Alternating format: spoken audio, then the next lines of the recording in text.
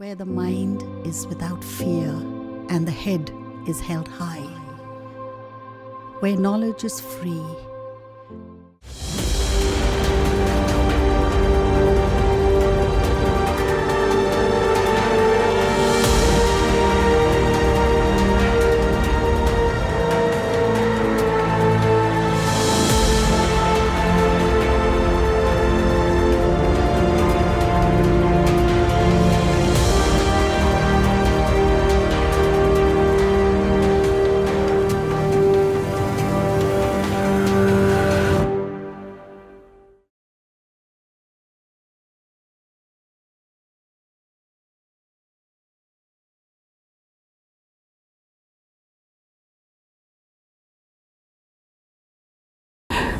আজকে আমি তোমাদের চ্যাপ্টারে লেখাই আছে জননটা পড়াবো, বুঝতেই পারছো। এর আগের ক্লাসে তোমরা কোষ বিভাজন, কি করে কোষ বিভাজিত হয়, ক্রোমোজোমের গঠন, কোষ বিভাজনের বিভিন্ন পদ্ধতি সম্পর্কে তোমরা পড়েছো। তারপরের জিনিসটাই হচ্ছে জনন। আচ্ছা, তার আগে আমার পরিচয়টা দিয়ে দিই। আমি কুমারেশ বিশ্বাস, মালদার নগরিয়া হাই স্কুলের টিচার। ঠিক আছে, বই রেডি আছে?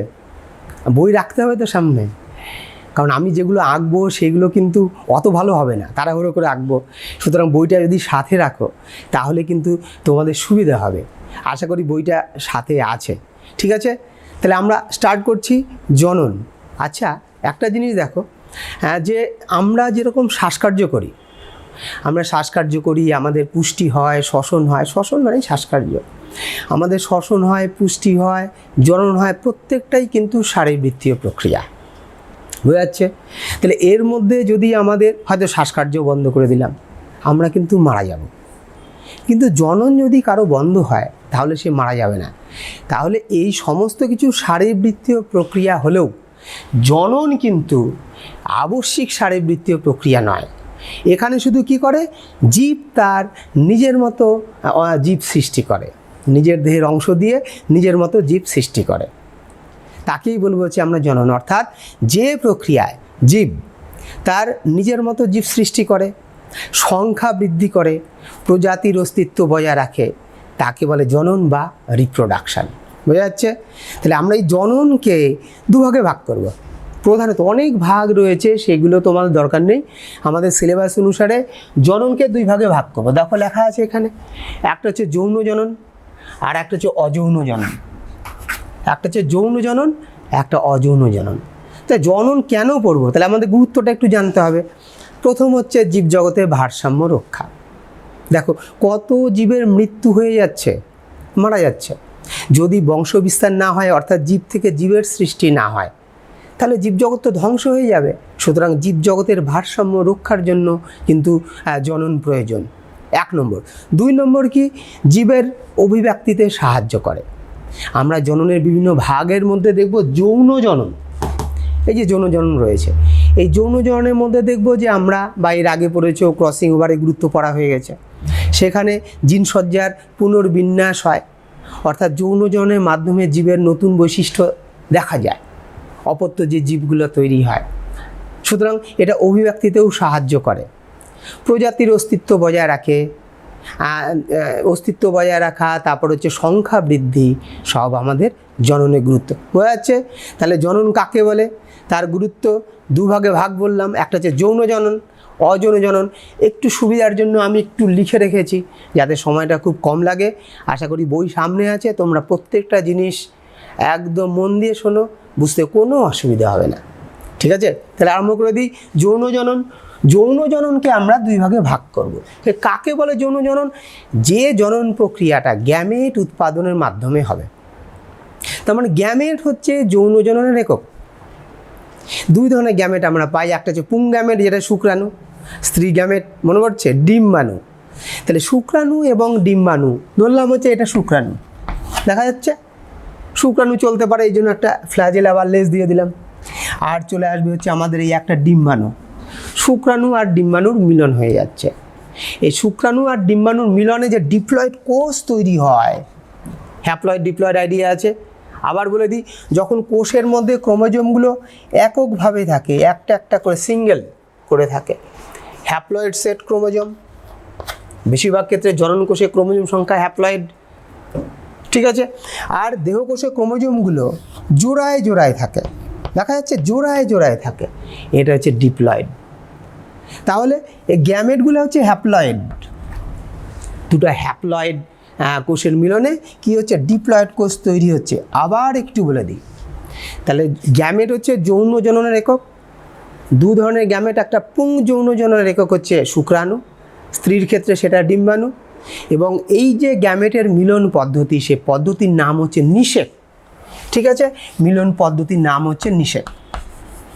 তাহলে আমরা পড়ছি কি, যৌন জনন, যে জননে গ্যামেট উৎপাদন হয়, অর্থাৎ গ্যামেট উৎপাদনের মাধ্যমে জনন প্রক্রিয়া সম্পন্ন হয়, তাহলে এটা হয়ে গেল যৌন জনন। নিষেকের মধ্যে আবার ভাগ রয়েছে, যদি কোনো জীবের নিষেক প্রক্রিয়াটা দেহের মধ্যে হয়, অর্থাৎ শুক্রাণু এবং ডিম্বাণু মিলন দেহের অভ্যন্তরে হয়, তখন সেটাকে আমরা বলবো হচ্ছে অন্তর্নিষেক। মানুষের ক্ষেত্রে দেখা যায়, গরু ছাগল এদের ক্ষেত্রে দেখা যায়। ভাবো, ঠিক বুঝতে পারছো, গ্যামেটের মিলনটা দেহের মানে মহিলাদের মেয়েদের দেহের অভ্যন্তরে হয়।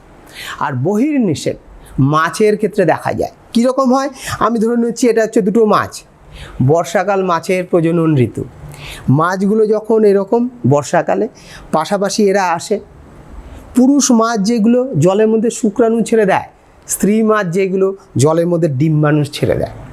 এভাবে পাশাপাশি থাকার ফলে তারা যৌনভাবে উত্তেজিত হয়ে গিয়ে শুক্রাণু এবং ডিম্বাণুগুলো জলে ছেড়ে দেয়।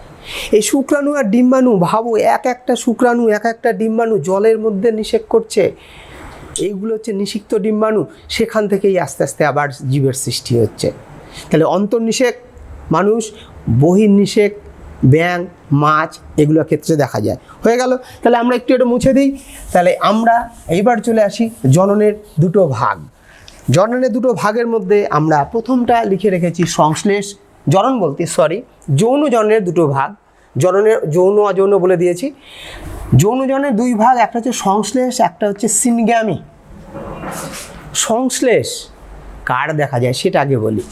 স্পাইরোগাইরা, প্যারামিশিয়াম এদের ক্ষেত্রে সংশ্লেষটা দেখা যায়। কি হবে এক্ষেত্রে, গ্যামেট মানে কি, নিউক্লিয় বস্তুর মিলন। এখানে গোটা যে নিউক্লিয় পদার্থ সেইগুলোই গ্যামেট রূপে আচরণ করে। দেখি আমরা যদি একটা স্পাইরোগাইরা আঁকি, স্পাইরোগাইরা সম্বন্ধে আইডিয়া রয়েছে, সুতোর মতো দেখতে, দেখা যাচ্ছে সুতোর মতো দেখতে, বহুকোষী, একটার উপরে একটা কোষ এরকম খাড়াভাবে সাজানো থাকে, বহুকোষী। এই যে একটা কোষ, এটা নিউক্লিয়াস, এই যে নিউক্লিয়াস, পাশাপাশি এরকম স্পাইরোগাইরাগুলো পাশাপাশি আসে। আমি একটার করব, সবগুলোর ক্ষেত্রেই হবে, ঠিক আছে। এর মধ্যে নিউক্লিয়াস রয়েছে। আমরা পড়ছি হচ্ছে সংশ্লেষ, অর্থাৎ কি করে, প্রথমে দুটো স্পাইরোগাইরা পাশাপাশি আসে, আসার পর তারা একটু সরে যায় এবং প্রত্যেকটা কোষের এই যে পার্শ্বীয় প্রাচীর, এখানে উপবৃদ্ধি দেখা যায়। দেখো উপবৃদ্ধি দেখতে পাচ্ছ, এই যে উপবৃদ্ধি, আস্তে আস্তে তারা কিন্তু একসাথে মিলিত হয়ে যায়। তারপরে কি হয়, এর মধ্যে প্রাচীরটা দ্রবীভূত হয়ে যায়, দেখা যাচ্ছে। আমি একটু আরেকটু করে আঁকি, এই যে লাইটটা একটু ভালো করে দিই যাতে স্পষ্ট দেখা যায়। এই দেখো, এটাকে বলে সংশ্লেষ নালী। এর যে নিউক্লিয় বস্তু রয়েছে সেটা কি হয়, এদিক দিয়ে চলে এসে এর নিউক্লিয় পদার্থের সাথে মিলন হয়। তাহলে একই প্রজাতির দুটি জীবের মধ্যে এই নিউক্লিয় বস্তুর মিলন হয়, এটা গিয়েই এখানে মিলিত হয়ে যাবে, তৈরি হবে কিন্তু জাইগোস্পোর। দেখো, তাহলে নিষেকের ফলে তৈরি হচ্ছে কি, নিষেক হচ্ছে দুটো গ্যামেটের মিলন, আর সংশ্লেষ হচ্ছে নিউক্লিয় বস্তুর মিলন। একটু পার্থক্য হয়ে যাক, নিষেক হচ্ছে গ্যামেটের মিলন, আর সংশ্লেষ হচ্ছে একই প্রজাতি দুটো জীবের নিউক্লিয় বস্তুর মিলন। নিষেকে কোনো নালী তৈরি হয় না, এখানে হচ্ছে সংশ্লেষ নালী, যেটা দেখতে পাচ্ছ সংশ্লেষ নালী তৈরি হয়। নিষেকের পর কি হয়, জাইগোট তৈরি হয়, আর সংশ্লেষের ফলে জাইগোস্পোর তৈরি হয়। ওকে, তাহলে এটা একটু মুছে দিচ্ছি। এই হচ্ছে আমাদের প্যারামিশিয়ামের দেখা যায়, আর এটা হচ্ছে স্পাইরোগাইরার, আমি একটাই দেখালাম। এটা হচ্ছে আমাদের সংশ্লেষ হয়ে গেল। নেক্সট চলে এসে দেখো লেখা আছে স্পষ্ট করে, সিনগ্যামি। কিছুই না, পুংগ্যামেট আর স্ত্রী গ্যামেটের স্থায়ী মিলন, সবই তো যৌন জনন। এখানে পুংগ্যামেট এবং স্ত্রী গ্যামেটের স্থায়ী মিলন, তিনভাবে সিনগ্যামি আমরা ভাগ করব, একটু পড়তে হবে।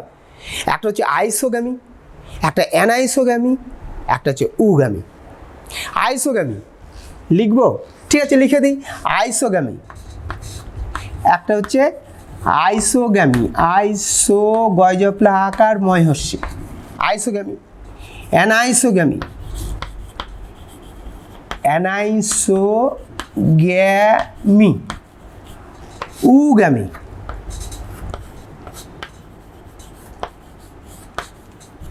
আইসোগামী, অ্যানাইসোগামী, উগামী।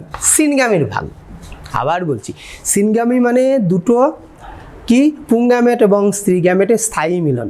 যখন আইসোগামী কি মিলন তো হবেই গ্যামেট দ্বয়ের, যখন দুটো গ্যামেটের, এই একটা গ্যামেট, এই একটা গ্যামেট, আচ্ছা আঁকাটা একটু সমান হতে হবে, আমার আঁকাটা একটু আলাদা হয়ে গেছিলো। যখন দুটো গ্যামেটের আকার এবং আয়তন একই হবে এবং এদের মিলন হবে, তখন এই গ্যামেটগুলোকে বলে আইসোগ্যামেট, আর এই মিলন পদ্ধতিকে বলে আইসোগামী। একটা বা দুটো ফ্ল্যাজেলাও থাকতে পারে। তাহলে কি একই আকার এবং আয়তনের দুটি সচল গ্যামেটের মিলন, এখানে কোনটা পুংগ্যামেট কোনটা স্ত্রী গ্যামেট কোনো সময়ই আলাদা করা যায় না, বুঝতে পেরেছো? সেজন্য এদিকে প্লাস মাইনাস ট্রেন হিসাবে ধরা হয়। যাই হোক গেল। আইসোগামী কার দেখা যায়? মিউ করে দেখা যায় আইসোগামী। অ্যানাইসোগামী ক্লামাইডোমোনাসের ক্ষেত্রে দেখা যায়, ক্লামাইডোমোনাসের সবই দেখা যায়। উগামী মানুষের, মাছের, এদের ক্ষেত্রে দেখা যায়। তাহলে এটা হচ্ছে আইসোগামী, মিলনের পরে একটা ডিপ্লয়েড জাইগোট তৈরি হবে, সব ক্ষেত্রেই হবে। এটাকে মুছে আমি আঁকবো কিন্তু অ্যানাইসোগামী। অ্যানাইসোগামী কি? যখন দুটি সচল গ্যামেটের মিলন হবে, একটা গ্যামেট আকারে বড় হবে আর একটা গ্যামেট আকারে ছোট হবে। দেখো প্রথমটা হচ্ছে ওটাও সচল ছিল, আকার এবং আয়তন সেম, এদের আকার আয়তন ভিন্ন কিন্তু সচল, অ্যানাইসোগামী হয়ে গেল। উগামী কি হচ্ছে এটা? এক্ষেত্রে পুংগ্যামেটটা আকারে একদম ক্ষুদ্র এবং সচল, স্ত্রী গ্যামেটটা আকারে বড় এবং অচল, সব মিলিত হয়ে জাইগোট তৈরি করবে। বোঝা গেল? মানুষের দেখা যায়, সবার দেখা যায়, উন্নত প্রাণী যারা রয়েছে, উন্নত উদ্ভিদ, তাদের উগামী দেখা যায়। তাহলে আমাদের হয়ে গেল সংশ্লেষ, সিনগামী, আইসোগামী, অ্যানাইসোগামী, সব হয়ে গেল আমাদের যৌন জননের জিনিস। আশা করি বুঝতে পেরেছ। অযৌন জনন আমরা পড়ব। তাহলে আমরা কিন্তু একটু বলে দিই, আবার একটু আলোচনা করে দিই। গ্যামেট যৌন জননের একক, দুটি গ্যামেটের মিলনে যে ডিপ্লয়েড কোষ তৈরি হয় তাকে বলে জাইগোট, মনে আছে? অন্তর্নিষেক, বহির্নিষেক সব বলেছি। চলে আসছি আমরা এইবার। যদি একটা জিনিস বলে দিই, অনেক কিছুই মনে পড়ে না, বলে দিই যে যদি এই ধরো হচ্ছে আমাদের স্ত্রী গ্যামেট, আমরা কি বললাম, একটা হচ্ছে স্ত্রী গ্যামেটের সাথে একটা পুংগ্যামেটের মিলন হচ্ছে, তাহলে এই যে গ্যামেট মানে ডিম্ব বা ডিম্বাণু, ডিম্বাণু, এই ডিম্বাণুর সাথে এই শুক্রাণুর মিলন হয়। কি মিলন হয়? এর যে নিউক্লিয় বস্তু আর এর নিউক্লিয় বস্তুটা এখানে চলে যায়, এই ক্রোমোজোমটা এর মধ্যে দিয়ে দেয়। যাই হোক, সেটা পরে তোমরা পড়বে। তাহলে এটা হচ্ছে আমাদের, যদি নিষেক না হয়, নিষেক হয়ে গেলে তাহলে নিষিক্ত ডিম্বাণু, যদি নিষেক না হয় তাহলে এটা হচ্ছে অনিষিক্ত ডিম্বাণু। বোঝা গেল? একটা ডিম্বাণুর সাথে যদি শুক্রাণু চলে আসে, মিলন হয়ে যায়, নিষিক্ত ডিম্বাণু। আর ডিম্বাণু একাই আছে, কোনো শুক্রাণু নেই, অনিষিক্ত ডিম্বাণু। অনেক সময় দেখা যায় অনিষিক্ত ডিম্বাণু থেকেও জীবের সৃষ্টি হয়। ঠিক আছে, এইটাকে বলে হচ্ছে অপুংজনী বা পার্থেনোজেনেসিস। কার দেখা যায়? মৌমাছি বলতে দেখা যায়, যেমন পুরুষ মৌমাছি। এই অপুংজনী পদ্ধতিতে তৈরি হয়, এটা তোমাদের জানা দরকার, কারণ এটাও কিন্তু অনেক সময় দিয়ে দেয়। ওকে, তারপর পরে চলে আসছি আমরা কি, অযৌন জনন। অযৌন জননের বিভিন্ন ভাগ আমি লিখে রেখেছি, দেখো। বিভাজন, কোরকোদ্গম, খণ্ডিভাবন, রেণু উৎপাদন, পুনরুৎপাদন। একটু মুছে গেছে, আমি আবার একটু লিখে দিচ্ছি পুনরুৎপাদন। বিভাজন, তোমরা তো অ্যামাইটোসিস পড়েছ, একদম কোষের নিউক্লিয়াস এবং সাইটোপ্লাজম সরাসরি দুই ভাগে ভাগ হবে। কার দেখা যায়? অ্যামিবা। বিভাজনের দুই ভাগে ভাগ করবে, একটা তাহলে দ্বিবিভাজন, বহু বিভাজন। আমরা আগে দ্বিবিভাজনটা দেখে নিই। তাহলে অ্যামিবার ক্ষেত্রে আমরা দুটোই পাবো, একটা হচ্ছে দ্বিবিভাজন অ্যামিবা। ব্যাকটেরিয়ার ক্ষেত্রেও দেখা যাবে। এই ধরো একটা অ্যামিবা, কেন অ্যামিবা করছি? এটা হচ্ছে সুবিধা, যেরকম খুশি দেখতে হতে পারে, ভেতরে এই হচ্ছে নিউক্লিয় বস্তু। ব্যাস, অ্যামাইটোসিস তোমরা পড়েছো, একদম এইভাবে নিউক্লিয় বস্তুটা এইভাবে ডাম্বেল আকৃতির হয়ে যায়। একটু মুছে নিই, আর কি, আর এটা হচ্ছে এরকম হয়ে যায়। ব্যাস, পরবর্তীকালে আরও এদের মধ্যে ঢুকে গিয়ে দুই ভাগে ভাগ হয়ে গেল। এটা দুটো কোষ তৈরি হয়ে গেল। এটা হচ্ছে আমাদের দ্বিবিভাজন। তাহলে অ্যামিবার ক্ষেত্রে দ্বিবিভাজন দেখা যায়, ব্যাকটেরিয়ার ক্ষেত্রে দ্বিবিভাজন দেখা যায়। আর একটা বিভাজনের ভাগ বলেছি বহু বিভাজন। ঠিক আছে, বহু মানে অনেকগুলো তৈরি হবে।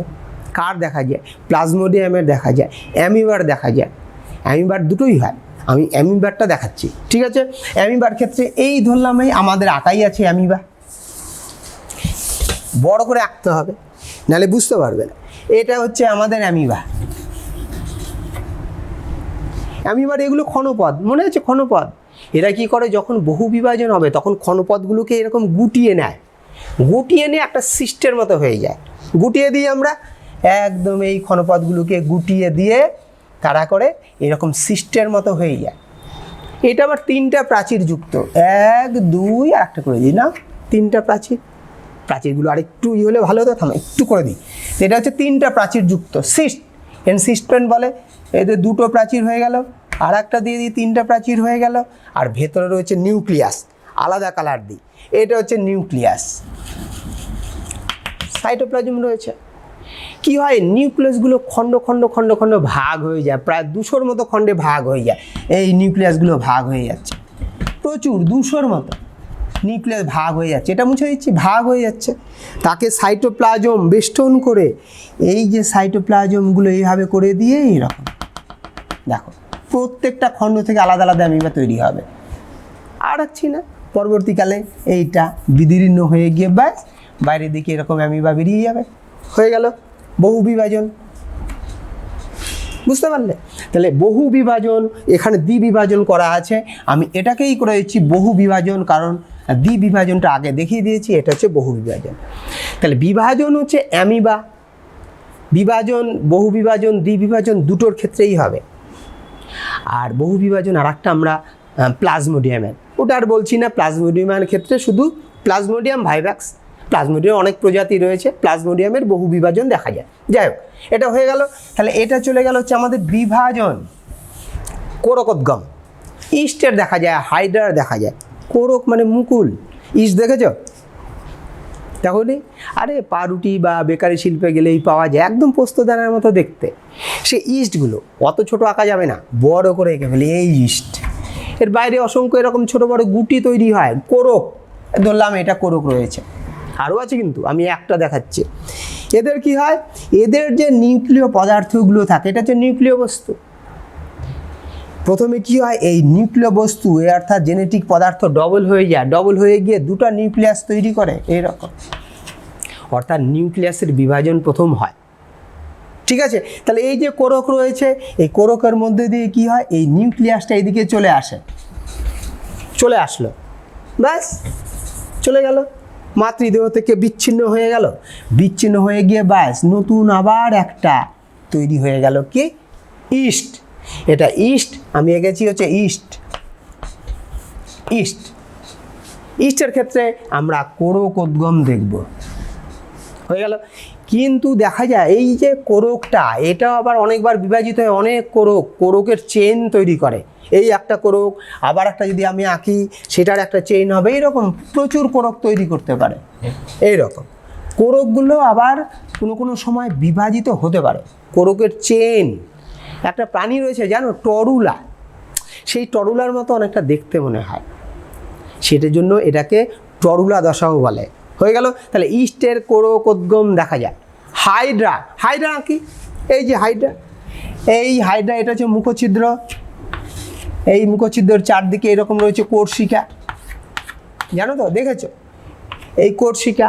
এদের দেহের বাইরের দিকে এরকম ছোট্ট কোরক তৈরি হয়, দেখা যাচ্ছে। কোরকটা আস্তে আস্তে বাড়তে থাকে, বড় হয়ে যায়, আস্তে আস্তে মুখছিদ্রকে বেষ্টন করে এই রকম কোর্সিকাগুলোও তৈরি হয়ে যায়। কিছুদিন পর জনিত্রী দেহ থেকে বিচ্ছিন্ন হয়ে ব্যাস নতুন একটা হাইড্রা তৈরি হয়ে গেল। তাহলে হাইড্রা হচ্ছে প্রাণী, আর ইস্ট হচ্ছে আমাদের ছত্রাক। ক্লিয়ার? তাহলে আমাদের দেখো কোরকোদ্গম আমরা কিন্তু বলে ফেললাম, বোঝা গেল? তাহলে বিভাজন, দ্বিবিভাজন, কোরকোদ্গম, কার দেখলাম? Hydra, east. চলে আসি খণ্ডী ভবন। স্পাইরোগ্যারাতে একটু আগেই দেখলাম স্পাইরোগ্যারার খণ্ডী ভবন দেখা যায়। স্পাইরোগ্যারার সূত্রাকার শৈবাল এইরকমই আঁকছি, সুতোর মতো দেখতে। যদি কোনো কারণে জলের আঘাতে খুবই, স্পাইরোগ্যারা জলের মধ্যে থাকে চকচকে, একে আবার জল সিল্ক বলে, কিন্তু খণ্ডন হয়ে গেল। প্রত্যেকটা খণ্ড থেকে মাইটোসিস কোষ বিভাজনের মাধ্যমে নতুন স্পাইরোগ্যারা তৈরি হয়ে গেল। খণ্ডী ভবন কিছুই না। আমাদের কীরকম প্রশ্নগুলো আসে? আমাদের হচ্ছে বিভিন্ন ধরনের অজনজনন পদ্ধতি, তাদের নাম, পদ্ধতির নাম কি করে হয় সংক্ষিপ্ত আকারে, আর 2-1টা করে উদাহরণ। আমরা কিন্তু অলরেডি খণ্ডী ভবন বলে দিলাম, এটা তো হয়ে গেছে খণ্ডী ভবন। রেণু উৎপাদন কার হয়? ছত্রাকের হয়, মস হয়, ফার্নের হয়। রেণুগুলো বিভিন্ন রকম হতে পারে, সচল রেণু হতে পারে, অচল রেণু হতে পারে। আরও রয়েছে কনিডিয়া, ক্লামাইডোস্পোর। সচল রেণু মানে যে রেণুগুলো গমন করতে পারে, তাদের মধ্যে একটা ফ্ল্যাজেলা থাকতে পারে, 2টো ফ্ল্যাজেলা থাকতে পারে, বা বহু থাকতে পারে। এগুলো হচ্ছে সচল রেণু। কার? ফাইটোপথোরা। যদি মনে থাকে, ফাইটোপথোরা আলু গাছের নাভি ধসা রোগ সৃষ্টি করে এক ধরনের ছত্রাক, ফাইটোপথোরা ইনফেস্ট্যান্স। অনেকেই জানো কিন্তু তোমরা, ঠিক আছে? তাহলে এটা হচ্ছে সচল রেণু। অচল রেণু এদের হচ্ছে কোষ প্রাচীর থাকে না, জন্যই সচল। আর একটা হচ্ছে কোষ প্রাচীর পুরু, কোষ প্রাচীর থাকে, এদের ফ্লাজেলা থাকে না। অচল রেণু মিউকরের ক্ষেত্রে দেখা যায়। হয়ে গেল। কিন্তু কিভাবে রেণু তৈরি হয় আমরা বললাম, মস, ফার্ন, ছত্রাক সবার ক্ষেত্রেই বললাম। চলে আসি আমরা কার বলবো? ফার্নেরই বলি। ফার্ন গাছ, ঢেঁকি শাক তোমরা দেখেছো, কারণ ফার্ন আমরা পরে জনুক্রমে লাগবে। সে ফার্নের যে পাতার মধ্যে ওদের মধ্যে রেণুস্থলী রয়েছে, সেই রেণুস্থলীর মধ্যে এই রেণুস্থলী আঁকলাম, রেণুস্থলী। এর মধ্যে অসংখ্য রেণু মাতৃকোষ রয়েছে। রেণু মাতৃকোষ, এই রেণু মাতৃকোষগুলো মিওসিস পদ্ধতিতে বিভাজিত হয়ে রেণু উৎপাদন করে। এই রেণুর সাহায্যেই কিন্তু অপত্যজীব, অঙ্কুরিত অপত্যজীব তৈরি হয়। সেটাই তো অযৌনজনন, অর্থাৎ সংজ্ঞাটা পরে আসছে। তাহলে এটা হচ্ছে আমাদের, তাহলে কি বললাম? ফার্নের পাতার মধ্যে কি থাকে? রেণুস্থলী থাকে।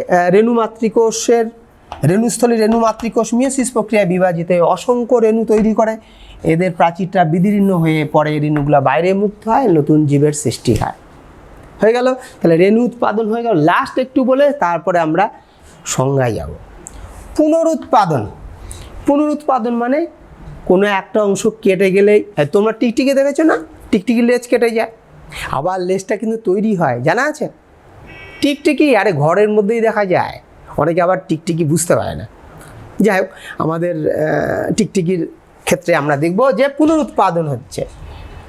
আচ্ছা, তোমরা শুনেছো প্ল্যানেরিয়া, একটা প্রাণী, চ্যাপ্টা কৃমি, এদের ক্ষেত্রেও পুনরুৎপাদন হয়। তাহলে ব্যাপারটা কী দাঁড়াচ্ছে?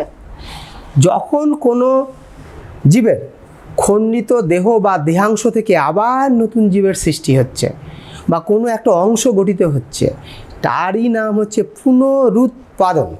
ঠিক আছে, আমি একটু দেখিয়ে দিই। এটা হচ্ছে মনে করো প্ল্যানেরিয়া, যেটা বললাম চ্যাপ্টা কৃমি, খণ্ডিত হয়ে গেল, 3 টুকরো হয়ে গেল। প্রত্যেকটা টুকরো থেকে আমরা একটাই আঁকবো, এই মাথার এই সাইড থেকে একদম কোষ বিভাজনের দ্বারা ওইখানে ডট ডট করে দিচ্ছি, সম্পূর্ণ জীবদেহ তৈরি হবে। এই যে সম্পূর্ণ জীবদেহ, অর্থাৎ কোনো খণ্ডাংশ থেকে যদি সম্পূর্ণ জীবদেহ তৈরি হয়, তার একটা টার্ম রয়েছে, সেটা হচ্ছে মরফাল্যাক্সিস।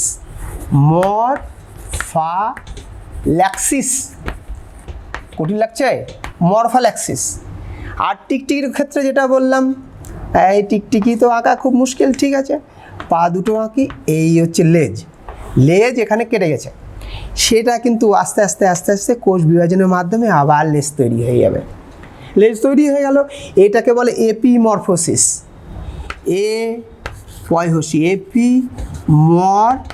এপিমরফোসিস, দুটোই কিন্তু পুনরুৎপাদন। তাহলে এরকম তারা মাছের মনে করো কোনো একটা বাহু নষ্ট হয়ে গেল, পুনরুৎপাদন প্রক্রিয়া সেটা আবার পূরণ হয়ে যায়। তাহলে কোনো জীবের দেহাংশ যদি কোনো কারণে খণ্ডিত হয়, জীবের দেহ যদি খণ্ডিত হয়ে যায়, সেই খণ্ড অংশ থেকে সম্পূর্ণ জীব বা পূরণ একটা অংশটা তৈরি হয়, বা খণ্ডিত অংশ থেকে নতুন সম্পূর্ণ জীবের সৃষ্টি, যেটাই বলো সেটাই হচ্ছে আমাদের পুনরুৎপাদনের মধ্যে পড়বে। ক্লিয়ার? তাহলে পুনরুৎপাদন কার দেখা যায়? প্ল্যানেরিয়া। আমি যে এঁকেছিলাম এটা হচ্ছে প্ল্যানেরিয়া, এক ধরনের চ্যাপ্টাকৃমি। তাহলে এই যে কথাগুলো বললাম, এখানে গ্যামেটের কথা বলিনি, শুধু কোষ বিভাজন বলেছি আর একবার রেণু বলেছি। তাহলে যে জনন প্রক্রিয়াটা, আবার বলছি, যে জননে গ্যামেট তৈরি হয় না, গ্যামেট তৈরি হয় না, শুধু কোষ বিভাজনের মাধ্যমে বা রেণু উৎপাদনের মাধ্যমে অপত্য জীবের সৃষ্টি হয়। মানে গ্যামেট উৎপাদন ছাড়াই রেণুর মাধ্যমে বা কোষ বিভাজনের মাধ্যমে অপত্য জীবের সৃষ্টি হয়, তাকে বলে অযৌন জনন। তাহলে আমরা একটু পার্থক্য করে ফেলি, যৌন জনন অযৌন জনন। আগে কোনটা লিখব? আমরা একটু লিখে করি, আগে অযৌন লিখি, কারণ অযৌন হচ্ছে নিম্ন শ্রেণীর জীবের ক্ষেত্রে দেখা যায় তো, আর যৌন হচ্ছে পরে লিখি, কারণ হচ্ছে এরা হচ্ছে উন্নত শ্রেণীর জীবের বৈশিষ্ট্য। বইয়ের মধ্যে কিছু এখন পয়েন্ট দিয়ে দিয়ে থাকে। প্রথম মনে করো পয়েন্ট, আমি লিখছি না, মুখে বলছি, জনিত্রী জীবের সংখ্যা। জনিত্রী জীব বা মাতৃজীব, যদি আমরা তো বুঝতে পারছি ছেলে মেয়ে আলাদা করতে পারি, তো যদি আলাদা করতে না পারি তখন সেটাকে জনিত্রী বলি। মনে করো একটা জবা গাছের ডাল নিয়ে আসলাম, ওটা কি পুরুষ জবা গাছ না মেয়ে জবা গাছ, মেল না ফিমেল কিছু বুঝতে পারবে না, তখন আমরা টার্মটা ব্যবহার করি জনিত্রী। তাহলে এই যে অযৌন জনন, জনিত্রী জীবের সংখ্যা একটা মাত্র জীব থেকেই হয়ে যাবে। একটু আগেই বললাম, একটা মাত্র জীব থেকেই অযৌন জনন সম্ভব। যৌন জনন দুটো জীব লাগবে, শুধু দুটো জীব না, একটা পুরুষ আর একটা হচ্ছে স্ত্রী। লিখতে হবে একটা পুরুষ অপরটা স্ত্রী, বুঝতেই পারছো, দুটো পুরুষ লিখলে শুধু অনেকে বা অনেক বইয়েও লেখা আছে জনিত্রী জীবের সংখ্যা দুটি, লিখলে হয় নাকি? তাই দুটো তোমাদের একদম ঠিক করে লিখবে, একটা পুরুষ অপরটি স্ত্রী। তাহলে 1 নম্বর জনিত্রী জীবের সংখ্যা। 2 নম্বর হচ্ছে মাইটোসিস ও মিওসিসের উপর নির্ভরশীলতা। অযৌন জনন শুধুমাত্র মাইটোসিস নির্ভর, তবে রেণু উৎপাদনের সময় মিওসিস হয়, প্রধানত মাইটোসিস নির্ভর। আর এটা হচ্ছে মাইটোসিস এবং মিওসিস দুটোই এদের হয়, দুটোই নির্ভর যৌন জনন, কারণ গ্যামেট তৈরির সময় মিওসিস হচ্ছে, আবার যখন জীবের বৃদ্ধি হচ্ছে, দেহের গঠন হচ্ছে, মাইটোসিস প্রক্রিয়া, কোষ বিভাজন হচ্ছে। তোমরা মাইটোসিস বুঝে গেছো? ক্লিয়ার? তাহলে এটা হচ্ছে আমরা বললাম মাইটোসিস ও মিওসিসের নির্ভরশীলতা। এইবার হচ্ছে সময়। অযৌন জনন খুব কম সময় লাগে, খুব কম সময় লাগে, উৎপন্ন জীবের সংখ্যা প্রচুর, একসাথেই করেছি প্রচুর, ঠিক আছে? সময় লাগে কম, উৎপন্ন জীব কিন্তু প্রচুর হয়। আর যৌন জনন ভাবো, এখানে কি সময় লাগে বেশি আর উৎপন্ন জীবের সংখ্যা খুব কম, তাতেই আমাদের এই অবস্থা। যদি আচ্ছা ওগুলো আর যাচ্ছি না আমরা, তাহলে অযৌন জনন যৌন জননের মধ্যে পার্থক্য আশা করি বুঝে গেছো। আমরা একটা হচ্ছে জনিত্রী জীবের সংখ্যা, 2 নম্বর বললাম হচ্ছে মাইটোসিস ও মিওসিসের নির্ভরশীলতা, 3 নম্বর হচ্ছে সময় বলবো, আর একটা হচ্ছে অপত্য উৎপন্ন জীবের সংখ্যা বা কত জীব তৈরি হয়, সময় কোথায় কম লাগলো বেশি লাগলো সেটাও আমরা বুঝতে পারি। আর একটা বলতে পারি একক, অযৌন জননের একক হচ্ছে রেণু, এটা হচ্ছে গ্যামেট, জানা আছে। এইভাবে কিন্তু আমাদের পার্থক্য করে দিই। তাহলে আমাদের জননের মধ্যে আমরা দেখছি যে কি যৌন জনন অযৌন জনন, আমরা এগুলো সব পড়লাম, তাদের মধ্যে পার্থক্য কি, অযৌন জননের বিভিন্ন পদ্ধতি, উদাহরণ, ঠিক আছে? এবার আরও জনন রয়েছে, আমরা বলেছি না আরও জনন রয়েছে, আমরা কিন্তু পরে একটু লিখছি। এর পরের জনন হচ্ছে আমাদের অঙ্গজনন, একটু লিখে নিই। বললাম অঙ্গজননটা একটু লিখে নিয়েছি। অঙ্গজননকে কিন্তু আমরা 2 ভাগে ভাগ করেছি, একটা হচ্ছে প্রাকৃতিক, একটা হচ্ছে কৃত্রিম। তাহলে অঙ্গজনন কাকে বলে? যখন উদ্ভিদের কোনো অঙ্গ থেকে নতুন উদ্ভিদের সৃষ্টি হয়। উদ্ভিদ কেন বলছি? কারণ মনে রাখতে হবে অঙ্গজনন শুধুমাত্র উদ্ভিদেরই দেখা যায়। তাহলে আমরা কিন্তু বলছি উদ্ভিদের অঙ্গজনন, এটাও কিন্তু এক ধরনের অযৌন জনন। এখানে একটা মাত্র জীবই লাগে, অযৌন জনন বলেছিলাম। ঠিক আছে, এখানে রেণু গ্যামেট কোনো কিছু দরকার নেই। আমাদের ইচ্ছা মতো যদি আমরা উদ্ভিদের অঙ্গ নিয়ে যদি বংশ বিস্তার করি সেটা কৃত্রিম হবে, তাই না? আমরা তো তাড়াতাড়ি চাই, তাড়াতাড়ি ফুল ফল তাড়াতাড়ি যাতে আমরা পাই, সেজন্য প্রাকৃতিক উপায় না করে আমরা কৃত্রিম পদ্ধতিতে উদ্ভিদের বংশ বিস্তার করাচ্ছি, সেটা হচ্ছে কৃত্রিম অঙ্গজনন। পরে আসছে এগুলো। আর একটা দেখো প্রাকৃতিক অঙ্গজনন, অর্থাৎ প্রাকৃতিক উপায়ে উদ্ভিদের দেহের অংশ থেকে যে নতুন উদ্ভিদের সৃষ্টি হয় সেটা হচ্ছে প্রাকৃতিক অঙ্গজনন। 3টা বলা রয়েছে এখানে। মূলের সাহায্যে, প্রচুর ভাগ রয়েছে, সিলেবাস অনুসারে করাচ্ছি। মূলের সাহায্যে, পাতার সাহায্যে, কাণ্ডের সাহায্যে। মূল জানি আমরা, মূল কোনো উদ্ভিদের মূল স্থানিক বা অস্থানিক, এখানে আমরা পড়বো অস্থানিক মূল খাদ্য সঞ্চয় করে নেয়, খাদ্য সঞ্চয় করে একদম রসালো মূল, এগুলোকে বলে রসালো। রাঙা আলু, রঙিন আলু দেখেছো এরকম একদম বাজারে কিনতে পাওয়া যায়, রাঙা আলু। এখন তো বাজারে দেখি যে এই রাঙা আলুগুলোকে আমরা তো মিষ্টি আলু বলতাম, যাই হোক তোমরা কি বলো জানি না, রাঙা আলু কিন্তু বইয়ের ভাষা লিখতে হবে। এই রাঙা আলুগুলোকে কী করে আরও পিঙ্ক কালার দিয়ে একদম রং করে সেগুলো বিক্রি করে, কারণ রাঙা আলু বোঝানোর জন্য। যাই হোক, ওটা কিন্তু প্রাকৃতিক নয়। তাহলে প্রাকৃতিক পদ্ধতিতে কি হচ্ছে, এই যে রাঙা আলু যেটা বললাম মূলের সাহায্যে, তাহলে কোনো কী বলবো, কোনো উদ্ভিদের স্থানিক মূল বা অস্থানিক মূল, এক্ষেত্রে অস্থানিক মূল খাদ্য সঞ্চয় করে একদম রসালো এইরকম হয়ে যায়। এই সমস্ত উদ্ভিদের কি হয়, এই সমস্ত উদ্ভিদের উপর থেকে এইরকম ছোট্ট ছোট্ট দেখতে পাচ্ছ এইরকম মুকুল তৈরি হয়। নিচের থেকে আবার অস্থানিক মূলও হবে, এখানে তো আঁকা গেলে বোঝা যাবে না, এখানে যদি আমরা আঁকি এরকমভাবে, এগুলো অস্থানিক মূল তৈরি হলো, এটা হচ্ছে বিটপ অংশ তৈরি হয়ে যাবে, হয়ে গেল। তাহলে মূলের সাহায্যে রাঙা আলু, মুছে দিই, রাঙা আলু মূলের সাহায্যে। পাতার সাহায্যে সবাই জানে পাথরকুচি মানে হাজার গাছের মা। এই যে পাথরকুচির পাতাগুলো যখন পড়ে যায় মাটির মধ্যে, টবের মধ্যে আছে, ধরো এই একটা পাতা পড়ে গেল, পাতা পড়ে গেছে, পাতা থেকে কি হয়, সেই পাতার উপরের দিকে এইরকম ছোট্ট ছোট্ট মুকুল তৈরি হয় এইরকম, আর নিচের দিকে মূল তৈরি হয় এরকম মুকুল ভর্তি। তারপর জনিত্রী দেহ থেকে বা পাতা থেকে এগুলো বিচ্ছিন্ন হয়ে গিয়ে অপত্য একটা নতুন জীব আবার বা উদ্ভিদ তৈরি করে। এটা হচ্ছে পাতার সাহায্যে, পাথরকুচি, বোঝা গেল? খুবই সোজা। কাণ্ডের সাহায্যে, কাণ্ড মানে বিভিন্ন রকম কাণ্ড, তার বিভিন্ন কাজের জন্য পরিবর্তিত হয়। কোনটা মাটির তলায় থাকে মৃদগত কাণ্ড, মনে করে আলু, কোনটা বায়ুতে থাকে বায়বীয় কাণ্ড, ফণিমনসা, সেগুলো সাহায্যে বংশ বিস্তার করে। কিন্তু আমাদের সিলেবাসে ওগুলো নেই। আমাদের রয়েছে কাণ্ডের মধ্যে হচ্ছে ধাবক, ধাবকের মধ্যে আবার ভাগ রয়েছে, কোনটা হচ্ছে খর্বধাবক, কোনটা বক্রধাবক, ঠিক আছে? ধাবক, খর্বধাবক, বক্রধাবক কি, এগুলো হচ্ছে অর্ধ বায়বীয় কাণ্ড। তাহলে কাণ্ডের মধ্যে আমরা কত ভাগ পেলাম? যাই হোক, আমাদের লাগবে হচ্ছে অর্ধ বায়বীয় কাণ্ড। কী জিনিসটা কচুরিপানার ক্ষেত্রে দেখা যায়, কচুরিপানার ছবি আঁকতে হবে। কচুরিপানা এই যে আমরা দেখেছি অনেকে এইরকম কচুরিপানা, এই যে দেখতে পাচ্ছ, অনেক সময় এরকমও হয়, এই যে একটু এঁকে ফেলি ফাটাফাট, এই যে কচুরিপানা, কচুরিপানা কি করে, এদের কাণ্ডের এই জায়গা থেকে, এখান থেকে কি হচ্ছে, এদের পর্বগুলো এইভাবে আস্তে আস্তে বেড়ে গিয়ে একটু দূরে চলে যায়, এরকম চলে যায়। পর্ব মধ্যগুলো খুবই ছোট, মূল এঁকে দিই কচুরিপানা। তাহলে কচুরিপানার ক্ষেত্রে পর্ব মধ্যগুলো খুব ছোট হয়, এই জন্য একে বলে খর্ব ধাবক। খর্ব ছোট এবং মোটা হয় এই পর্ব থেকে, এটা পর্ব মধ্য, আর এখানে পর্ব, এই পর্ব থেকে বুঝতেই পারছো আবার নতুন গাছ তৈরি হয়। জায়গা নেই, আমি এইখানে একটু এঁকে দিলাম, লেখা রয়েছে, এখান থেকে নিচে মূল তৈরি হবে, এইভাবে তৈরি হচ্ছে আবার এই। তারপর কি হলো, জনিত্রী দেহ থেকে বিচ্ছিন্ন হয়ে আবার নতুন গাছ তৈরি হয়ে গেল। কচুরিপানা, টেরার অফ বেঙ্গল, ভাবো খুব তাড়াতাড়ি এদের বংশ বিস্তার হয়।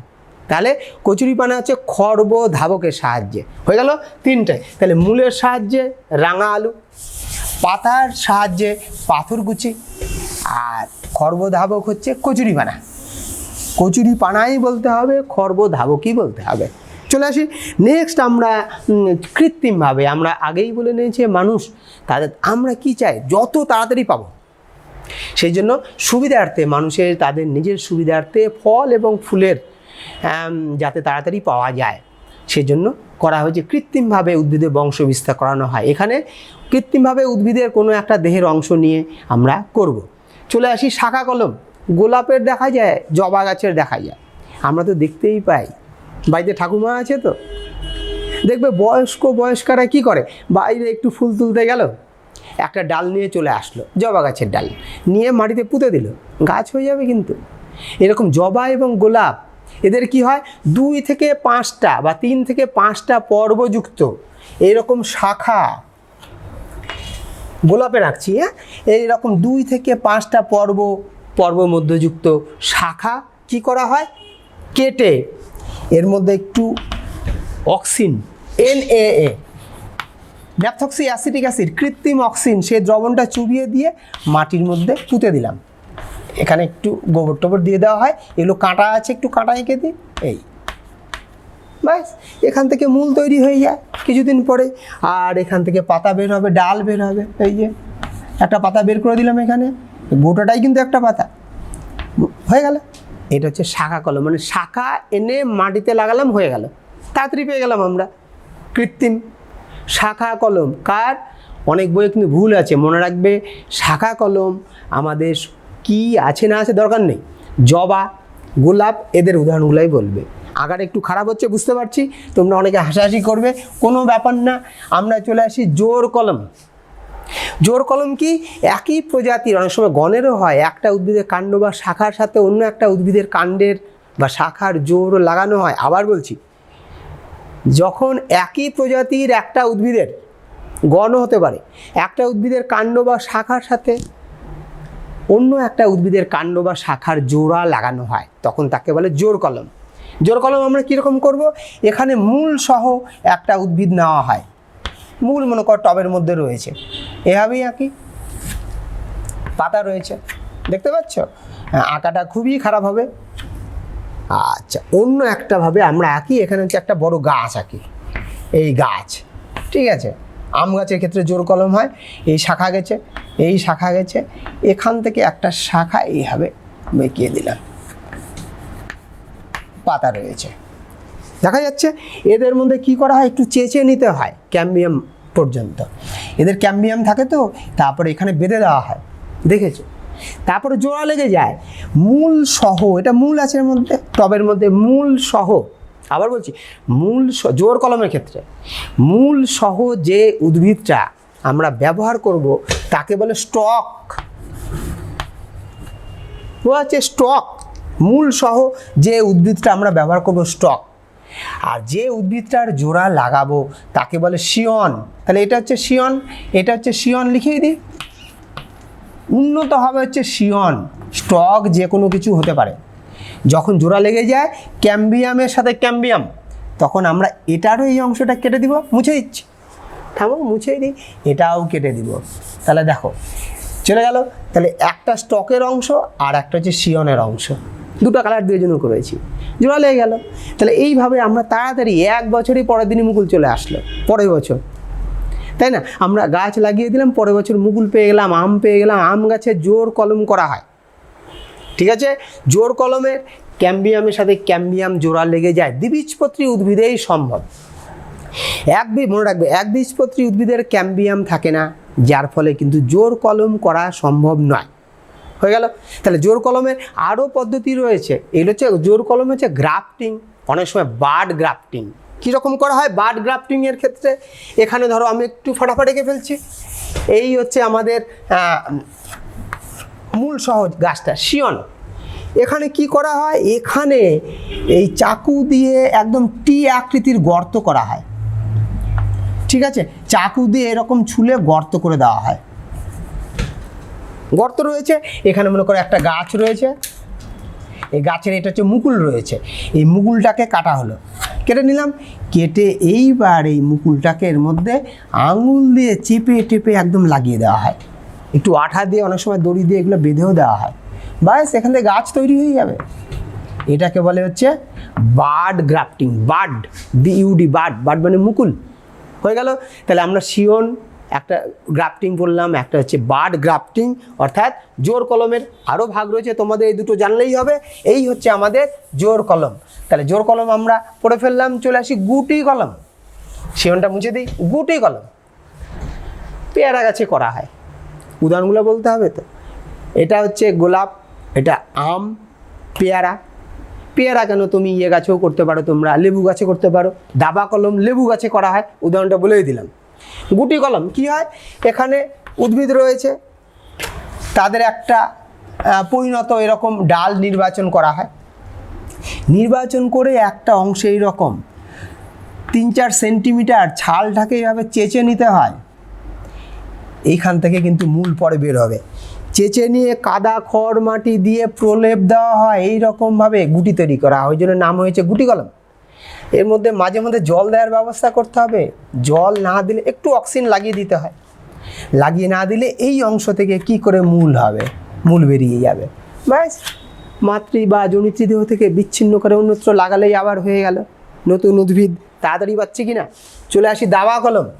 দাবা কলম হচ্ছে আমরা বেশিরভাগ ক্ষেত্রে লেবু গাছের খুব করব, গোলাপ গাছেরও করা যায়, আমি নিজেই করেছি গোলাপ গাছের দাবা কলম। কি করা হয়, এখানে মাটির কাছাকাছি, গাছ ওরকম আঁকতে পারবো না, মাটির কাছাকাছি যে শাখাগুলো থাকে, এটা মনে করো মাটির কাছাকাছি শাখা, লেবু গাছ, মাটির কাছাকাছি যে শাখাগুলো থাকে সেটাকে কি করা হয়, জোর করে এটাকে নিয়ে মাটির মধ্যে এইরকম করে দেওয়া হয়, বেঁকিয়ে মাটির মধ্যে করা হয়। এখানে একটু ক্ষত, অনেক সময় গোজ দিয়ে দিতে পারো যাতে এটা উঠে না যায়। উপরে মাটির চাপা দেওয়া হলো, মাটি আলাদা কালার করে দিই, মাটির চাপা দেওয়া হলো। এই ডালটা আবার যাতে বেঁকিয়ে না যায়, সোজা করতে হবে তো, লাঠি দিয়ে আবার সোজাও করেও রাখতে পারো। এখানে ক্ষত তৈরি করা হয়, অক্সিজেন দিলে, কৃত্রিম অক্সিজেন দিলে পরে এখান থেকে মূল বেরিয়ে যাবে তাড়াতাড়ি, ব্যাস কেটে আবার লাগিয়ে দিলাম, নতুন গাছ পেয়ে গেলাম। এটা হচ্ছে আমাদের কৃত্রিম অঙ্গজনন পড়ে ফেললাম। তাহলে আমরা এরপরে চলে আসি মাইক্রো প্রোপাগেশন। একদম মুছতেই বলে দিব, কোনো অসুবিধা নেই। মাইক্রো প্রোপাগেশন এটাও একটা জনন, আরও তাড়াতাড়ি পাওয়ার জন্য আমাদের কৃত্রিম অঙ্গজননে পোষালো না কি, যখন কোনো উদ্ভিদের অংশ বা অঙ্গ থেকে দ্রুত তাড়াতাড়ি আমরা অসংখ্য উদ্ভিদ একসাথে তৈরি করব, মাইক্রো প্রোপাগেশন। মাইক্রো মানে ক্ষুদ্র, উদ্ভিদের ক্ষুদ্র অংশ থেকে প্রোপাগেট মানে বংশবিস্তার করানো। উদ্ভিদের ক্ষুদ্র অংশ কি, তার জন্য আমাদের কালচার মিডিয়াম লাগবে, ঠিক আছে। কালচার মিডিয়াম কি, এখানে কি করব আমরা একটু লিখে নিই, অনুবিস্তারণ বা মাইক্রো প্রোপাগেশন, বাংলায় হচ্ছে অনুবিস্তারণ। মাইক্রো প্রোপাগেশন কাকে বললাম, উদ্ভিদের ক্ষুদ্র কোনো অংশ থেকে বা কোষ কলা থেকে উদ্ভিদের নতুন উদ্ভিদ তৈরি করা, উদ্ভিদের দেহের কোনো অংশ নিলাম, নতুন উদ্ভিদ তৈরি হয়ে গেল, মাইক্রো প্রোপাগেশন। এই জন্য কী করব, আমরা কালচার মিডিয়ামে এগুলো করব। কালচার মিডিয়াম বলতে কি লাগবে, কি সুক্রোজ দ্রবণ বাজারে কিনতে পাওয়া যায়, দিয়ে দিলাম, সুক্রোজ দ্রবণ দেওয়া আছে। আর কি, অক্সিজেন দিয়ে দিলাম, সাইটোকাইনিন দিয়ে দিলাম, কিছু নিউট্রিয়েন্টস পরিপোষক যেটাকে বলে সেটাও দিয়ে দিলাম। কি করা হয়, এখানে আমরা মাইক্রো প্রোপাগেশনে কয়েকটা ধাপ। প্রথম হচ্ছে নির্বাচন হয়ে গেল। নির্বাচন আমরা দেখছি কি করে, আমরা মনে করে একটা উদ্ভিদের পাতার এই হচ্ছে পাতা যাই হোক হয়ে গেল, এই হচ্ছে পাতা। যে অংশটাকে নির্বাচন করব, যে অঙ্গের যে অংশটা, সেটাকে বলে এক্সপ্ল্যান্ট। তাহলে পাতার এই অংশটা আমরা একটু করে দিচ্ছি, এইটুকু এক্সপ্ল্যান্ট নিয়ে এসে এখানে দিয়ে দিলাম দ্রবণের মধ্যে, দেখা যাচ্ছে পরিষ্কার এক্সপ্ল্যান্ট। তাহলে যে অংশটা কি মাইক্রো প্রোপাগেশনে ব্যবহার করা হয় সেটাকে বলে এক্সপ্ল্যান্ট, মনে থাকবে এক্সপ্ল্যান্ট। এবার কি হবে, এই কোষগুলো আস্তে আস্তে বিভাজিত হয়ে যাবে, বিভাজিত হয়ে এইরকম প্রচুর এইরকম বিভাজিত হয়ে অবিভেদিত। আমরা জানি কোষগুলো বিভাজন হয়, কাজের ভিত্তিতে ভাগ হয়, এখানে ভাগ হবে না, অবিভেদিত কোষপুঞ্জ এরকম তৈরি করে। এটাকে বলে ক্যালাস। কয় জফলা আকার, লয় আকার, দন্তস্ব। তার মানে নির্বাচন করলাম, এক্সপ্লেন্ট দিলাম, সেগুলো বিভাজিত হয়ে এরকম অবিভেদিত কোষপুঞ্জ তৈরি করে, তাকে বলে ক্যালাস। এবার কি হবে, এই কোষপুঞ্জগুলো আমি এখানেই আঁকছি, আস্তে আস্তে আচ্ছা একটু এঁকেই দিই নিচে। আমরা পরে কি হয়, এই কোষপুঞ্জগুলো আবার এরা ভাগ হতে আরম্ভ করে। এই দ্রবণ রয়েছে, এই কোষপুঞ্জগুলো ভাগ হলো, এইরকম ভাগ হয়ে যাচ্ছে। ঠিক আছে, এটাকে বলে এমব্রয়েড, অর্থাৎ ভ্রূণ গঠন। এটাকে বলে এমব্রয়েড হয়ে গেল। এই এমব্রয়েড থেকে আস্তে আস্তে আস্তে আস্তে আস্তে এইরকম চারা গাছ তৈরি হয়ে যাবে। সেটাকে বলে হচ্ছে প্ল্যান্টলেট। জফলাদি প্ল্যান্টলেট। লেখাগুলো একটু দেখে নিস। নির্বাচন করলাম ক্যালাস গঠন, এমব্রয়েড, প্ল্যান্টলেট। এই যে প্ল্যান্টলেট মানে হচ্ছে শিশু উদ্ভিদ। এখানে তো রাখা যাবে না, এই তো ল্যাবরেটরিতে রয়েছে। কি করব, সেটাকে আমরা ছোট টবে অথবা পলিথিন, এখন কালো পলিথিনের ব্যাগ এরকম দেখবে কিনতে পাওয়া যায় বাজারে, চারাগুলো যে বিক্রি হয় তার মধ্যে এরকম মাটি দেওয়া থাকে। এই সমস্ত প্ল্যান্টলেট বা শিশু উদ্ভিদগুলো এর মধ্যে স্থাপন করা হয়। স্থাপন করে নিয়ে বিভিন্ন গ্রিন হাউস রয়েছে বা উপযুক্ত পরিবেশ সেখানে পালন করে আরও বড় করা হয়, তারপরে বাজারে সাপ্লাই দেওয়া হয়। হয়ে গেল মাইক্রো প্রপাগেশন। তাহলে কত তাড়াতাড়ি পাওয়া যায়, সুবিধা কি? সুবিধা আছে। দেখো, একসাথে অসংখ্য উদ্ভিদ সৃষ্টি করা যায়। যে সমস্ত উদ্ভিদ বন্ধা, মানে যাদের বংশ বিস্তার ফুল ফল হয় না, মনে করো বন্ধা তো বুঝতেই পারছো, সেই সমস্ত উদ্ভিদের মাইক্রো প্রপাগেশন একমাত্র পদ্ধতি। অর্কিডের বংশ বিস্তার করা হয় সহজে, কিন্তু অর্কিডের বংশ বিস্তার করা হয়, খুব তাড়াতাড়ি পাওয়া যায় চাহিদা অনুসারে। আর যে সমস্ত উদ্ভিদ হয়, সমস্ত উদ্ভিদ কিন্তু জীবাণুমুক্ত উদ্ভিদ। এত সুবিধা আমাদের মাইক্রো প্রপাগেশনে। অসুবিধা কি, একই ধরনের উদ্ভিদ তৈরি হয়, নতুন বৈশিষ্ট্য পাবো না। এটা কিন্তু মাথায় রাখতে হবে। অনেক সময় দেখি আমরা ছেলেমেয়েরা লিখে দেয় যে মাইক্রো প্রপাগেশনের সুবিধা কি, নতুন ধরনের বৈশিষ্ট্যের উদ্ভিদ পাওয়া যায়। তা না, কিন্তু জনিত্রী বৈশিষ্ট্যের অনুরূপ উদ্ভিদই পাবো, খুব তাড়াতাড়ি পাবো, জীবাণুমুক্ত পাবো। আর যে সমস্ত বন্ধা উদ্ভিদ তাদের বংশ বিস্তার করতে হবে। গুরুত্ব হয়ে গেল। এই চলে গেল আমাদের মাইক্রো প্রপাগেশন। এরপরে আমরা একটু লিখে নিই, জনুক্রম করব আমরা। কিসের জনুক্রম? আমরা চলে আসি পরের আরেকটা পদ্ধতি, সেটা হচ্ছে জনুক্রম। ঠিক আছে, তাহলে আমি একটু লিখে নিই, তাহলে বোঝাতে সুবিধা হবে। চলে আসছি আমরা জনুক্রম। প্রত্যেকটা জীবের ক্ষেত্রে আমরা দেখব ডিপ্লয়েড আর হ্যাপ্লয়েড জনুর পর্যায়ক্রমিক আবর্তন ঘটে। ডিপ্লয়েড জনু ওই সেই একই জিনিস, ডিপ্লয়েড, অর্থাৎ যখন কোষের মধ্যে ক্রোমোজোমগুলো, আবার রাখতে হচ্ছে, কোষের মধ্যে ক্রোমোজোমগুলি জোড়ায় জোড়ায় থাকে, ঠিক আছে, সেটা ডিপ্লয়েড। আর এককভাবে থাকলে সেটা হয়ে যাবে হ্যাপ্লয়েড বা আর একটা হচ্ছে ডিপ্লয়েড। হ্যাপ্লয়েড ও ডিপ্লয়েড জনুর পর্যায়ক্রমিক আবর্তনকে বলে জনুক্রম।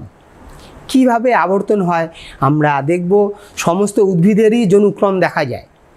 মস এবং ফার্নের ক্ষেত্রে সুস্পষ্ট জনুক্রম দেখা যায়। প্রাণী ক্ষেত্রে বা প্রোটিস্টের ক্ষেত্রে, মনোসিস্টিস, তাদের ক্ষেত্রে সুস্পষ্ট দেখা যায়। আমরা পড়ব আজকে হচ্ছে ফার্নের জনুক্রম। ফার্ন চেনো তো? আরে জঙ্গলের দিকে আশেপাশে যেসব জঙ্গল হচ্ছে, ফার্ন প্রচুর স্যাঁতস্যাঁতে জায়গায় জন্মায়, বড় বড় পাতা হয়, ঠিক আছে, যেগুলো হচ্ছে ছোট অবস্থায় আমরা খাই, ঢেঁকি শাক বলে, চিনে গেছো? ঢেঁকি শাক আছে না, ওইটাই হচ্ছে ফার্ন।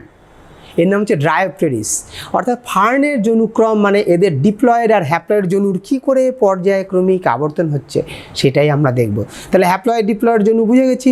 তাহলে ডিপ্লয়েড জনুর আর একটা নাম হচ্ছে রেণুধর, আর হ্যাপ্লয়েডটা হচ্ছে লিঙ্গধর। তাহলে আমরা কি বলবো, কোনো জীবের জীবনচক্রে ডিপ্লয়েড বা রেণুধর, এবং দুটোই বলতে হবে, ডিপ্লয়েড বা রেণুধর এবং হ্যাপ্লয়েড বা লিঙ্গধর জনুর পর্যায়ক্রমিক আবর্তনকে জনুক্রম বলে। ঠিক আছে, ফার্নের ক্ষেত্রে জনুক্রম সুস্পষ্ট, সেটা আমরা ব্যাখ্যা করব। আমি এখানে আঁকে নেই, আঁকতে গেলে বইটা সামনে আছে, আমি দেখছি কীভাবে এরা জনুক্রমটা সম্পন্ন করে। চলে আসি আমরা হচ্ছে প্রথম, এইটা হচ্ছে উদ্ভিদ, পরিণত উদ্ভিদ। এই তাহলে ফার্ন দেখেছো, এটা পরিণত উদ্ভিদ। পরিণত উদ্ভিদের যে পাতা থাকে, পাতার নিচের দিকে অঙ্কীয় তলে রেণুস্থলী থাকে। আমরা বলেছিলাম মসের ক্ষেত্রে, ফার্নের ক্ষেত্রে, ছত্রাকের ক্ষেত্রে রেণুর মাধ্যমে বংশ বিস্তার হয় বলেছি। কিন্তু তা ফার্নের পাতার যে অঙ্কীয় তল নিচের দিকে, ফার্নের পাতা এরকম যদি উল্টে দাও তা দেখবে এরকম পাতার মধ্যে, এই পাতার মধ্যেই যদি পাতা হয়, এক একটা পত্রক অ্যাকচুয়ালি এইরকম সাজানো আছে রেণুস্থলী। ঠিক আছে, তাহলে পরিণত উদ্ভিদ দেহের মধ্যে রেণুস্থলী উৎপন্ন হচ্ছে। এই রেণুস্থলীর মধ্যে কি রয়েছে আমরা কিন্তু দেখিয়েছি, রেণু মাতৃকোষ। এইরকমভাবে রেণু মাতৃকোষ যদি আমরা এখানে একটু দেখিয়ে দিই, কোনো ব্যাপার না। এটা হচ্ছে মনে করো রেণু মাতৃকোষ, এই কোষটাই হচ্ছে আমাদের রেণু মাতৃকোষ। এই রেণুস্থলীর এগুলো সব হচ্ছে রেণু মাতৃকোষ। আমরা জানি রেণু মাতৃকোষ কী হয়, মিওসিস প্রক্রিয়ায় বিভাজিত হয়ে অসংখ্য রেণু তৈরি করে। এই রেণু তৈরি হয়ে গেল বিভাজিত হয়ে, তারপর এটা ফেটে গিয়ে বেরিয়ে যায়, বাইরে পরিবেশে মুক্ত হচ্ছে। তাহলে বিভাজন পদ্ধতিটা কি, মিওসিস। তাহলে আমরা একটু আলাদা করে লিখি এখানে, রেণু মাতৃকোষ বিভাজন হয় মিওসিস পদ্ধতিতে। মি ও থামো লিখে দিই, সিস, একটু এই মিওসিস। তাহলে আমাদের এখানে একটু কন্টিনিউ করে দিই, এইভাবে গেল, আর এটা কিন্তু মিওসিস। তাহলে রেণু মাতৃকোষ মিওসিস প্রক্রিয়ায় বিভাজিত হয়ে রেণু তৈরি করে। ঠিক আছে, রেণুটা অঙ্কুরিত হয়ে যায়, এই যে অঙ্কুরিত লেখা আছে, অঙ্কুরিত হয়ে একটা দেহ তৈরি করে, লিঙ্গধর দেহ। লিঙ্গধর দেহ কীরকম, মিডিলে আঁকবো, লিঙ্গধর দেহ। এটা সবুজ বর্ণের, চ্যাপ্টা, পাতার মতো দেখতে, এই রকম। এরা কিন্তু নিজেরা, এর মূল বলবো না, রাইজয়েড আর কি, এরা কিন্তু খাদ্য তৈরি করতে পারে। সবুজ বর্ণের চ্যাপ্টা দেখতে খাদ্য তৈরি করতে পারে। এদের উপরের দিকে থাকে কনিকাল, মানে হচ্ছে কনিকাল শেপ, এগুলা হচ্ছে স্ত্রীধানী। এই যে আমি এঁকেছি লিঙ্গধর দেহ, এটা এখানে থাকে, উপরের দিকে থাকে হচ্ছে স্ত্রীধানী, আর নিচের দিকে থাকে এইভাবে পুংধানীগুলো থাকে। ঠিক আছে, এরা কিন্তু লিঙ্গধর দেহ, স্বভোজী, মানে নিজেরা খাদ্য তৈরি করতে পারে। সবুজ বর্ণের, চ্যাপ্টা, খুবই অল্প সময়ের জন্য এদের দেখা যায়। এই হচ্ছে আমাদের লিঙ্গধর দেহ। এটাকে বলে প্রোথ্যালাস। লিখেই দিই একটু, নামটা অনেক সময় বইয়ে পেয়ে যায়, লয়াকার দন্তস্ব, প্রোথ্যালাস লিখে দিলাম, প্রোথ্যালাস। এই প্রোথ্যালাসের যে উপরের দিকে রয়েছে অগ্রভাগে, যেটাকে বলেছি আমরা স্ত্রীধানী, স্ত্রীধানী থেকে তৈরি হয় হচ্ছে কি, ডিম্বাণু। এই যে দেখো, স্ত্রীধানী থেকে ডিম্বাণু তৈরি হয়ে গেছে। আর এটা হচ্ছে পুংধানী, লিখছি না, দেখাচ্ছি। পুংধানী থেকে তৈরি হয়ে গেছে দেখো শুক্রাণু। আর শুক্রাণু আর ডিম্বাণুর মিলন হয়ে যাচ্ছে জাইগোট। মিলন পদ্ধতিকে বলে নিষেক। আমরা এখানেও ওইরকমভাবে একটা লিখে দেব, নিষেক, লিখতেই হবে নিষেক। আমি এভাবেই লিখছি, নয় হস্যি মধ্যম সহায়িকার ক, নিষেক, এইভাবে লিখবো আমরা, নিষেক। হয়ে গেল। তাহলে এখানে আবার একটু করে দিই, এইভাবে চলে গেছে শুক্রাণু ডিম্বাণু, নিষেক হয়ে গেছে, নিষেক হয়ে জাইগোট তৈরি হয়েছে। আমরা জানি জাইগোট বিভাজিত হয়ে ভ্রূণ তৈরি করে। ব্যাস, এই যে ভ্রূণ তৈরি হলো, ভ্রূণ থেকে আস্তে আস্তে ছোট উদ্ভিদ, শিশু উদ্ভিদ তৈরি হলো, তারপর আস্তে আস্তে পরিণত উদ্ভিদ তৈরি হলো। আবার পরিণত উদ্ভিদ ওই যে পাতার মধ্যে রেণুস্থলী থাকবে, সেই রেণুস্থলী রেণু মাতৃকোষ বিভাজিত হয়ে রেণু তৈরি করবে, ঠিক একইভাবে চক্রাকারে চলবে। তাহলে হ্যাপ্লয়েড আর ডিপ্লয়েড দশার পর্যায়ক্রমিক আবর্তন হচ্ছে, এটাই হচ্ছে জনুক্রম। তাহলে ডিপ্লয়েড মানে 2n। এইবার দেখো জাইগোট, দেখো 2n, ভ্রূণ 2n, পরিণত উদ্ভিদ 2n, রেণুস্থলী এটাও 2n, রেণু মাতৃকোষ 2n, বিভাজিত হয়ে গেল হ্যাপ্লয়েড রেণু, এটা n, অঙ্কুরিত হলো, এটাতে আর কিছু লেখা যাবে না, অঙ্কুরিত পদ্ধতি, একটা লিঙ্গধর দেহ তৈরি হলো, এটাও n, পুংধানী স্ত্রীধানী শুক্রাণু বলো, ডিম্বাণু বলো, এটা স্ত্রীধানী পুংধানী, সব এন। নিষেকে কিছু লেখা যায় পদ্ধতি তো, তাহলে আমরা একটু মুছে দিই এখানে। তাহলে এই যে টোটাল জিনিসটা দেখলাম, সেখানে কি হচ্ছে, একবারে এখান থেকে নিষেক থেকে এই দিকে দেখো একবারে দুটো আলাদা। তাহলে এই জায়গাটা ফার্নের ক্ষেত্রে সবগুলো দেখো N N N N N N মানে লিঙ্গধর জনু। তাহলে আমরা এখানে লিখবো এইদিকে লিঙ্গধর জনু, আর উপরে দেখো সব 2n 2n 2n 2n 2n মানে এটা হয়ে গেল আমাদের রেণুধর জনু, তাই তো, রেণুধর জনু। আমরা তাই বলেছিলাম যে কোনো জীবের জীবনচক্রে রেণুধর বা ডিপ্লয়েড এবং লিঙ্গধর বা হ্যাপ্লয়েড জনুর পর্যায়ক্রমিক আবর্তনকে বলে জনুক্রম। ঠিক আছে, এরপরে আমরা আসছি ফুল, এটা শেষ হয়ে গেল। ফুল পড়ব, ফুলের বিভিন্ন অংশ আছে, একটু এঁকে নিই। আচ্ছা বলো তো, উদ্ভিদের কোন অংশটা সবচেয়ে ভালো দেখতে? নিশ্চয়ই বলবে ফুল, সেটাই কিন্তু এঁকেছি। ওরকম ফুল আঁকা না, মানে জাস্ট একটা রেখাচিত্র। সপুষ্পক উদ্ভিদের যৌনজনন। সপুষ্পক উদ্ভিদ মানে যেসব উদ্ভিদের ফুল হয় তাদের বংশ বিস্তার করার জন্য কীভাবে বংশ বিস্তার হয়, বিভিন্ন স্তবক কী করে কাজে লাগে সেগুলো, তার মানে একটা ফুলের গঠন, আদর্শ ফুলের কীরকম হতে পারে তার সংক্ষেপে আমরা একটু বলবো। কীরকম একটা আদর্শ ফুলের দেখো পুষ্পবৃন্ত, যে অংশটা ফুলের যে অংশটা কাণ্ড বা শাখার সাথে যুক্ত থাকে। আবার বলি, পুষ্প কিন্তু পরিবর্তিত বিটব যা বংশ বিস্তারে সাহায্য করে। তাহলে এটা হয়ে গেল আমাদের হচ্ছে পুষ্পবৃন্ত, কি করে ফুলটাকে ধরে রাখতে সাহায্য করে। পুষ্পবৃন্তের উপরে দেখো একটু উঁচু অংশ রয়েছে, এটাকে বলে থ্যালামাস। পুষ্পাক্ষ কি করে? পুষ্পাক্ষ বিভিন্ন আকারের হয়। পুষ্পাক্ষ ফুলের যে স্তবকগুলো রয়েছে প্রত্যেকটা স্তবকগুলোকে ধারণ করে। স্তবকগুলো সুন্দরভাবে সাজানো থাকে। সবচেয়ে বাইরে থাকে যেটা, সবচেয়ে বাইরে বৃতি, তারপরে দলমণ্ডল, তারপর পুংকেশর, তারপর গর্ভকেশর চক্র। পুংকেশর চক্র, গর্ভকেশর চক্র, সেইগুলো হচ্ছে ফুলের স্তবক। তার মানে ফুলের 4টা স্তবক, বৃতি, দলমণ্ডল, পুংকেশর চক্র, গর্ভকেশর চক্র। বৃতি সবুজ বর্ণের দেখতে, কুড়ি অবস্থায় ফুলটাকে রক্ষা করে। বৃতির প্রতিটি অংশকে বলে বৃত্তংশ। বৃত্তংশ এগুলো যুক্ত বা মুক্ত হতে পারে। আমি এখানে একটা রেখাচিত্র এঁকেছি, ওই রকম ফুল কিন্তু আঁকা হয়নি। হয়ে গেল বৃতি। সবুজ হওয়ার জন্য খাদ্য তৈরি করে, অনেক সময় উপবৃতিও দেখা যায়। চলে আসি নেক্সট স্তবক, দ্বিতীয় স্তবক কি? দলমণ্ডল। প্রত্যেকটা অংশকে বলে দলাংশ। কালারফুল, বিভিন্ন রঙের দেখতে হয় বেশিরভাগ ক্ষেত্রে। যারা দিনে, যেসব ফুলগুলো দিনে ফোটে, কীট পতঙ্গকে আকৃষ্ট করার জন্য, পরাগজ ঘটানোর জন্য কিন্তু এগুলো বিভিন্ন কালারে হয়, রঙিন হয়। দলমণ্ডলের প্রত্যেকটা অংশকে বলে দলাংশ। এটা বলেছি বৃত্তংশ, এটা দলাংশ, পার্থক্য ঠিক করে করবে। ঠিক আছে, দলমণ্ডল সংখ্যা এক একটা, বৃত্তি যেরকম থাকবে দলমণ্ডলের সংখ্যাও তাই থাকে, ধরো 5টা করে থাকে। যাই হোক, দলমণ্ডল যুক্ত হতে পারে, মুক্ত হতে পারে। দলমণ্ডলের পরে চলে আসি আমরা হচ্ছে তৃতীয় স্তবক, পুংকেশর চক্র। পুংকেশরের চক্রের অনেকগুলো, পুংকেশর চক্র মানে অনেকগুলো পুংকেশর রয়েছে। এক একটা অংশকে বলে এই যে পুংকেশর।